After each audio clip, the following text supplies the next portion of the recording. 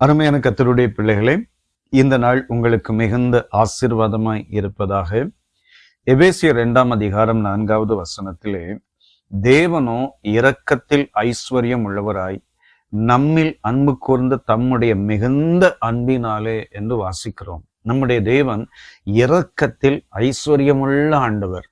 அவருடைய அநாதி குணங்கள் அற்புதமான குணங்களாய் காணப்பட்டாலும் அவருடைய இரக்கமுள்ள குணம் மேன்மையான குணம்.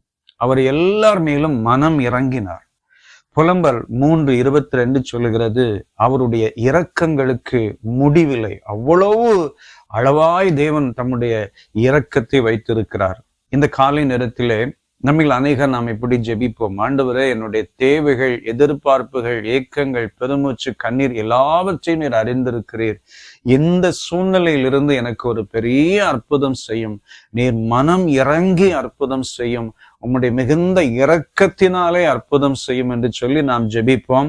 சில நேரத்தில் அந்த வியாதியினாலே கண்ணீர் வடிக்கிற போது அந்த வியாதியின் துன்பத்தின் நிமித்தமாய், ஆண்டவரே மனம் இறங்கி, ஆண்டவரே இரக்கமுள்ளவராய் என்னுடைய வாழ்க்கையில் அற்புதம் செய்யும், குடும்பத்தில் அற்புதம் செய்யும் என்று நாம் ஜெபிப்போம். நிச்சயமாய் ஆண்டவர் இரக்கம் உள்ளவராய் மனதுருகி அநேகரை தொட்டிருக்கிறார். இந்த காலை நேரத்திலே உங்களையும் தொட்டு உங்கள் வாழ்க்கையினுடைய எந்த பகுதியிலே எப்படிப்பட்ட சூழ்நிலையில் இருக்கிறீர்களோ அந்த பகுதியிலே தேவன் பெரிய அற்புதம் செய்ய போகிறார். ஒருவேளை நாம் இப்படி நம்முடைய வாழ்க்கை கடந்து போகலாம். ஒரு விதமான போராட்டம், உடைந்து போன நிலைமை, யாரும் உதவியற்ற நிலைமையிலே நாம் இருக்கலாம். ஆனால் ஆண்டவர் இரக்கமுள்ளவர். அவர் 5 அப்பம் 2 மீன்களை கொண்டு 5000 பேரை போஷித்த தேவன். ஒன்றுமில்லாத சூழ்நிலையிலே இருக்கிறதை உண்டாக்கக்கூடிய ஆண்டவர். நம்பிக்கை இழந்தவர்களுக்கு நம்பிக்கையை கொடுத்து அவர்கள் வாழ்க்கையை உயர்த்துகிற ஆண்டவர் நம்முடைய தேவன்.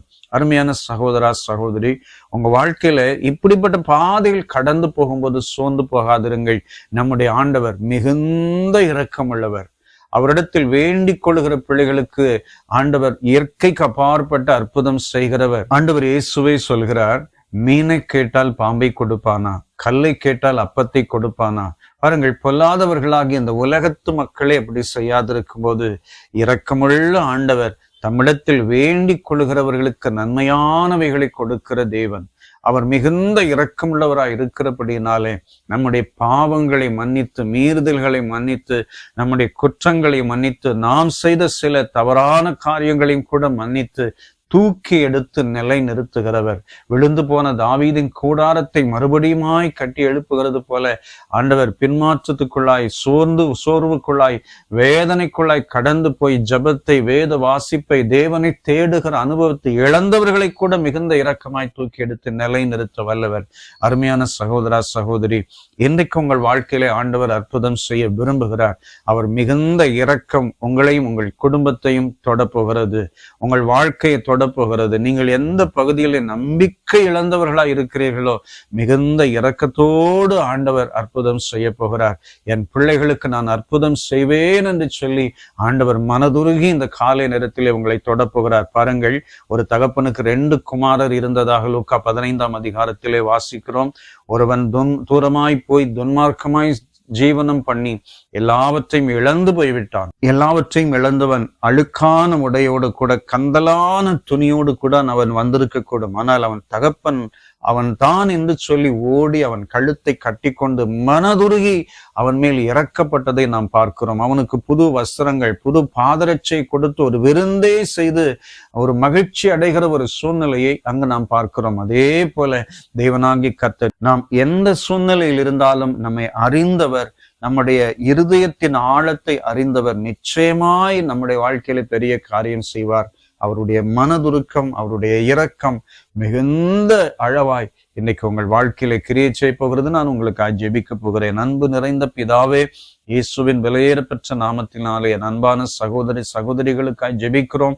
ஒருவேளை அவர்கள் உடைந்து போயிருக்கலாம், நொறுங்கி போயிருக்கலாம், தேவைகளோடு இருக்கலாம், எதிர்பார்ப்புகளோடு இருக்கலாம், கண்ணீரோடு இருக்கலாம். கர்த்தாவே, நீர் மனம் இறங்கி ஒரு பெரிய அற்புதத்தை செய்யும். அவர்கள் வாழ்க்கையின் தேவைகள், எதிர்பார்ப்புகள் எல்லாம் சந்திக்கப்படட்டும், குறைவுகள் நிறைவடையட்டும்.